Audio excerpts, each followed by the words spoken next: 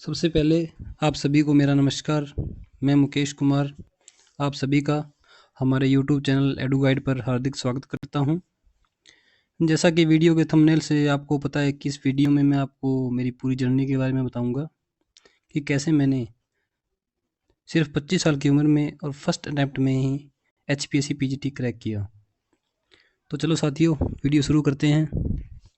मेरा नाम मुकेश कुमार है और शुरू से मेरा रुझान है जो टीचिंग की तरफ था और मेरा सपना एक लेक्चरर बनना था।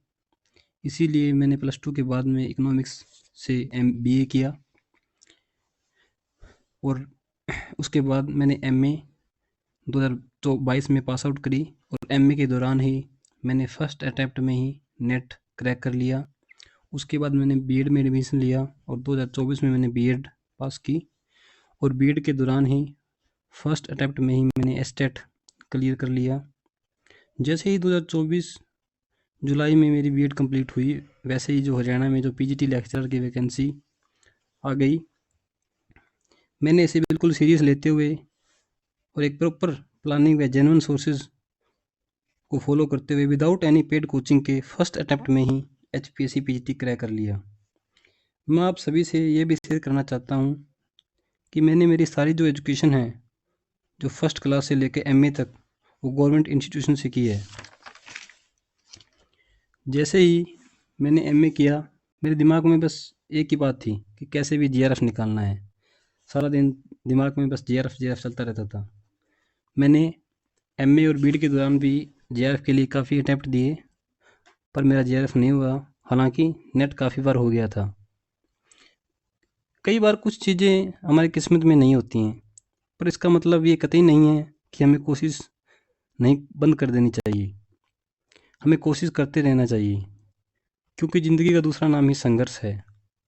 क्योंकि लड़ना तो आपको पड़ेगा, और लड़ना किससे है? परिस्थितियों से। जैसे ही वेट करते PGT की वैकेंसी आई, तो ये बात मेरे माइंड में स्टक कर गई कि ये गोल्डन चांस है, और फिर मैंने कभी भी पीछे मुड़ कर नहीं देखा। और शायद मेरे लिए चीज़ें थोड़ी इसलिए भी मुश्किल नहीं थी कि मैंने मेरा सब्जेक्ट था वो मास्टर्स में अच्छे से पढ़ा था और उस टाइम मैंने MA में भी टॉप भी किया था। मैं आपको भी यही कहूँगा कि अगर आप सभी अब मास्टर्स में हैं, तो जो मास्टर्स का सिलेबस है उसको आप अच्छे से करें। आप कोशिश करें कि MA में आप अच्छे मार्क्स लेके आएँ, क्योंकि अगर आपकी अपने सब्जेक्ट पर अच्छी पकड़ है तो चीज़ें ज़्यादा मुश्किल नहीं रहती हैं। फिर अभी मैं as a economics lecturer in education department Haryana में वर्किंग हूँ। तो हरियाणा में जो PGT है या टीचिंग में या जो असिस्टेंट प्रोफेसर है, उन सब की जो रिक्रूटमेंट है वो हरियाणा का पब्लिक सर्विस कमीशन है, जो HPSC है वो करवाता है। तो जो PGT की वैकेंसी है वो HPSC करवाता है। अगर हम PGT के एग्ज़ाम पैटर्न की बात करें तो इसके 3 स्टेजेस होते हैं। सबसे पहले प्रीलिम्स स्क्रीनिंग टेस्ट जिसको आप बोलते हो, उसके बाद में आपका जो मेंस है सब्जेक्ट नॉलेज टेस्ट, उसके बाद में इंटरव्यू। इन 3 स्टेजेस से होके ये पूरी रिक्रूटमेंट कंप्लीट होती है। सबसे पहले आपको PGT के फॉर्म फिलिंग के लिए सबसे पहले आपका एस्टेट आपको चाहिए फॉर्म फिलिंग के लिए। उसके बाद में ये 3 स्टेजेस हैं। सबसे पहले आपकी प्री है जिसको आप प्रीलिम्स बोलते हो या स्क्रीनिंग टेस्ट। जो आपका स्क्रीनिंग टेस्ट है वो 100 मार्क्स का होता है। इसमें 100 क्वेश्चन होते हैं, हर क्वेश्चन 1 मार्क्स का होता है और इसमें जो आपकी 1/4 नेगेटिव मार्किंग रहती है। जितने भी आपके ये 100 क्वेश्चन हैं ये आपके सब्जेक्ट से रिलेटेड आते हैं और इसमें आपको 25% मार्क्स लेना कंपलसरी है। जस्ट आपको प्री को क्वालिफाई करने के लिए आपको 25% मार्क्स आपके होने चाहिए प्री में। उसके बाद में मेंस है। जो मेंस है उसमें जितनी भी पोस्टेज आती हैं उनका 4 गुना बच्चों को मेंस में बुलाया जाता है। जैसे प्री में जितने भी बच्चे प्री क्वालिफाई करते हैं उनमें से पोस्ट का 4 गुना बच्चों को मेंस में बुलाया जाता है। जब का मेंस है वो 150 मार्क्स का है।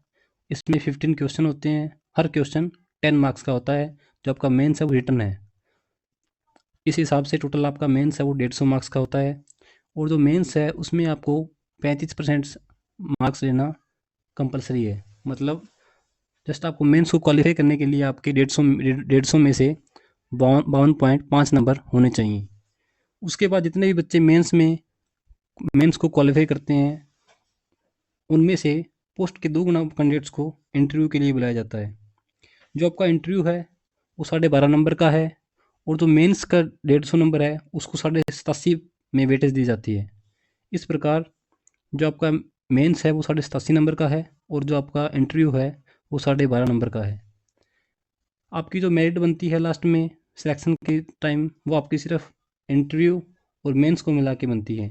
जो आपका प्री एग्ज़ाम है वो जस्ट आपका क्वालिफाइंग मार्क्स है, उसमें उसके मार्क्स आपके सिलेक्शन में काउंट नहीं होते। आपकी जो सिलेक्शन होता है, जो आपका मेरिट होता है, वो किस पे बेस होता है? मेंस पे और इंटरव्यू पे।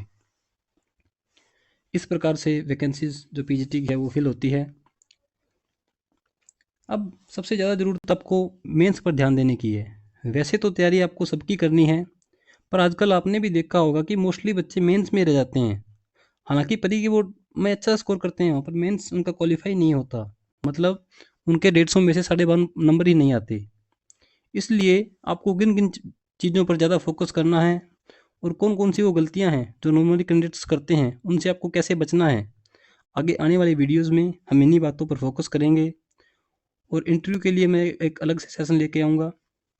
जितने भी कैंडिडेट्स हैं जो टीचिंग एग्ज़ाम की तैयारी करते हैं, जैसे कि पीजीटी है या असिस्टेंट प्रोफेसर है, एचटेट, सीटेट या डीएसएसबी पीजीटी है या ईएमआरएस पीजीटी है, जितने भी कैंडिडेट्स इन टीचिंग एग्ज़ाम की तैयारी करते हैं वो हमारे चैनल से जुड़ सकते हैं। आप हमारे चैनल को सब्सक्राइब कर सकते हैं। आगे आने वाली वीडियोज़ में मैं आपको इन सभी चीज़ों के बारे में बारीकी से बताऊँगा और मुझे पूरी उम्मीद है कि आगे आने वाली वीडियोज़ से आपको काफ़ी ज़्यादा हेल्प मिलेगी। Thank you so much watching for this video. Do subscribe the channel for such videos.